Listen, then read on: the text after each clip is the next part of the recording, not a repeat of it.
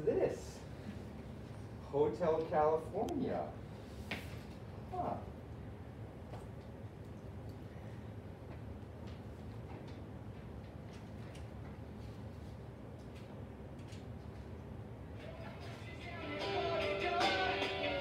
Wow. That's pretty cool. So how does it work? So most of you have probably heard of vinyl before, right? You know what a record is, but what makes it work? How does this piece of PVC make some of the most awesome music ever? Where do CDs and MP3 and cassette tapes factor into the mix? These all may be questions you may have. I have always loved music, but more importantly, I've long been interested in the analog recordings that it came from. So after delving a little deeper into the mechanics and history of music recording, I would like to share some of my information with you. Whether you love old-fashioned records or your playlists on Spotify, everyone can appreciate the history of music recordings and how they affect modern music today. So where did the vinyl record come from? Well, according to Osborne, the first records as we know them were created in 1887 by a man named Emil Berliner to complement his invention, the gramophone. The gramophone was inspired by Thomas Edison's invention, the phonograph, which was similar, but it used a spinning cylinder instead of a vinyl disc. So that's all well and good, but how does a vinyl record actually work? Well, to understand that, you need to first go to the manufacturing process. So to make a record, an artist sends a tape of the music they want put onto the disc to a manufacturing company where they put that tape into a machine called a lathe. And they begin playing that tape back, and the lathe cuts a physical manifestation of the waveform of the music into the disc, which represents the frequency and amplitude of the music. And so this lathe, which has a stylus with a point made of ruby or sapphire or something like that, and they literally cut the music into the record. Once that's done, they create a metal lacquer, which they then peel off the disc, and then they put it in a stamper, where a malleable piece of PVC is then stamped out with the groove on it. And so when you want to play back your record, then you put the stylus of a turntable on the edge, and it goes around this spiral groove. And basically what a turntable is an electromagnetic machine which reads the vibrations from the groove, and it converts it into an electrical signal, which is then sent through your speakers and you listen to it.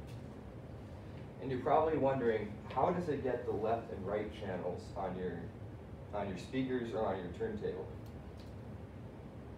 That would be because the groove is cut at a 45-degree angle, and the needle hits both sides of the groove equally, so that the receiver can split it up into two signals. So for a long time, this was a great invention, and it was the preferred method of listening to music, but it had a few drawbacks. One of these drawbacks Osborne noted in his book, The History of the Analog Record, was the lower sound quality as the needle traveled towards the center of the record. This is basically just because the surface speed is much lower in the center than on the outside, which creates a small difference in the sound quality. In fact, on some records, that speed that it travels at can be half of what it is on the outside. So drawbacks like this led to the invention of the cassette tape, which was smaller and more portable. Though the sound quality of vinyl is much better than cassettes, they are much cheaper and more portable than vinyl LPs. Much of the appeal of the cassette came from the ability to walk around and drive with it, with Walkmans and then car cassette players. So cassettes are another weird thing. Like, how do those work? Well, cassettes have tape inside them which has magnetic particles on the tape. And to make that, the tape is run under 5 magnetic heads which arrange the magnetic particles in a pattern that can be read as your music.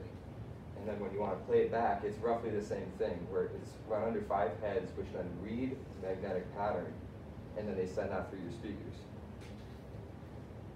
So the desire for a portable option, but with roughly the same sound quality as vinyl, led the push for the next popular form of music, the CD or compact disc.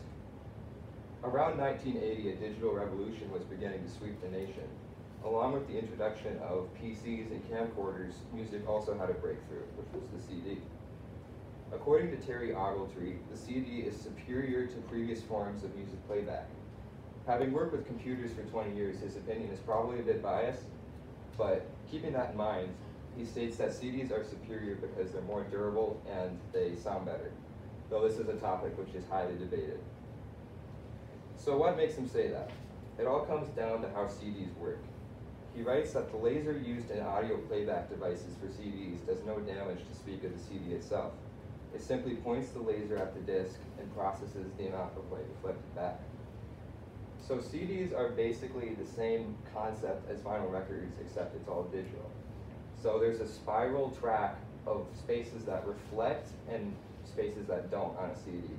And a laser goes around that spiral track, and whenever it hits a reflective surface, a 0 is computed, and then a 1 when it hits a non-reflective surface.